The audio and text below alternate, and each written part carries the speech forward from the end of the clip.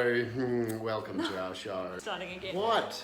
Hi guys, it's Sam and Mark here from TikTok. Hi everyone. We have been asked multiple times to tell a story about how we met. We met on Tinder.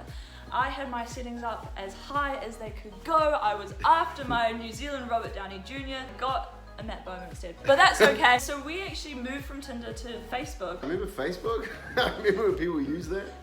And chatted for, what was it, like 6 months? I think it was 9 months or something like that. It was a long time. Yeah, just on and off, like every now and again. Just banded chat, you know? Yeah, and so what happened was, we actually kind of never planned to meet up, ever. But we were getting along great. And one night my friend comes over and she's like, oh, we're going out, but you've got to come dancing with the girls. I'm like, okay, cool, that sounds cool. I'm not really used to going out, so I don't really put on makeup very often or anything like that. And my friend pulls me across when we're waiting in line to go into this club. She's like, oh, this guy's looking at you. She's putting on lip gloss. I'm like, oh God, what's going on? And I look over and it's him. And I was like, oh my God, it's that guy from Facebook.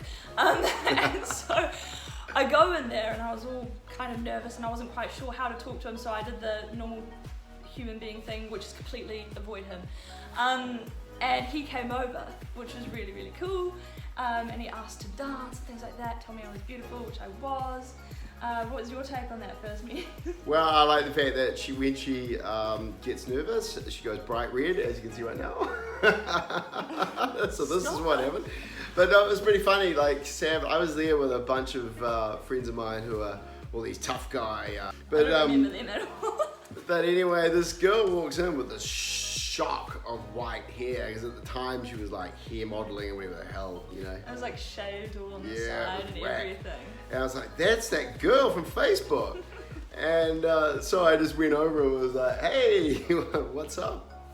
And we got to chatting and having a bit of a laugh, and she doesn't dance. I'm not that good at dancing, but we kind of did that. We tried our best. We had a bit of fun. It was a good time. It was a drunken night. So it was yeah. Like, okay, cool. So I said, hey, I'm going to go to this club. And he was like, oh, which club? And I'm like, 1885. He's like, oh, I've got VIP passes. Would you like to come and get them? And I was like, yeah, if all 5 of my friends can come. And he was like, okay. Pile into this Uber. The Uber driver's like, I'm pretty sure this doesn't add up. And we end up back at his apartment and it was just chaos. Friends just dispersed throughout his apartment. They really did. And they tore through everything. I don't think there was a drawer left unopened. Stuff was pulled out the fridge. Having to take his stuff off of them, being like, put it down, this is the random person's apartment. And we grab the VIP passes and we head on down. Now, throughout the night, my friends kind of start dropping off like flies. Like for unforeseen circumstances, I was sent a text and I actually couldn't get home that night. In a bit of a tough spot, I was like, what am I gonna do? Mark comes up and he's just like, hey, you know, it's all good, you can come stay at my house. I'm like, oh God, no, I'm not gonna sleep with you. And he was like, I don't want you to sleep with me, I'm offering you a place to stay. I mean, she looked freaky with that weird hair and all that sort of stuff. Helping a damsel in distress. Yeah. Okay, fine. So we go back to his apartment. He gets a glass of water, puts it beside the bed. He's like, this is the bed, this is the bathroom, and then he goes and sleeps on the couch.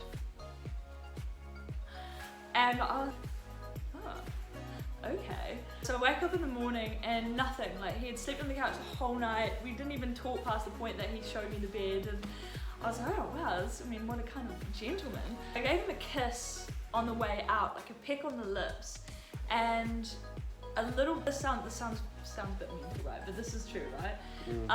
A little bit of like saliva hit my mouth, and my whole body was like, this is your person, like you need to pursue this. And I've never had that before. And so I was, well, okay, I'm gonna pursue it. And so I kind of made it my mission over the next, what was it, like year?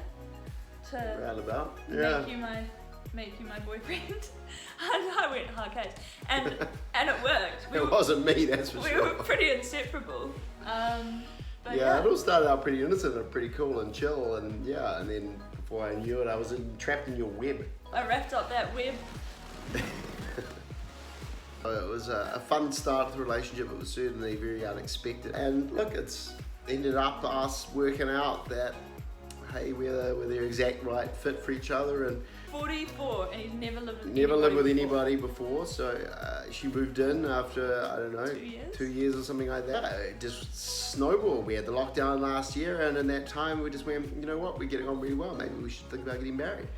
So we did a couple of weeks back, a month or so back, we actually tied the knot. We'd certainly, Sam arrived at it pretty quickly, but it took me a long time, so I think we're pretty happy. That's how we met, and we're as happy as can be, and we hope that you guys are happy for us. Yeah. May not be for everybody, but this is just how the cookie crumbles. Yeah. But I tell you what, we've got more interesting stories, and so like, subscribe, and stay tuned for our next story, which is what our parents thought. Finish!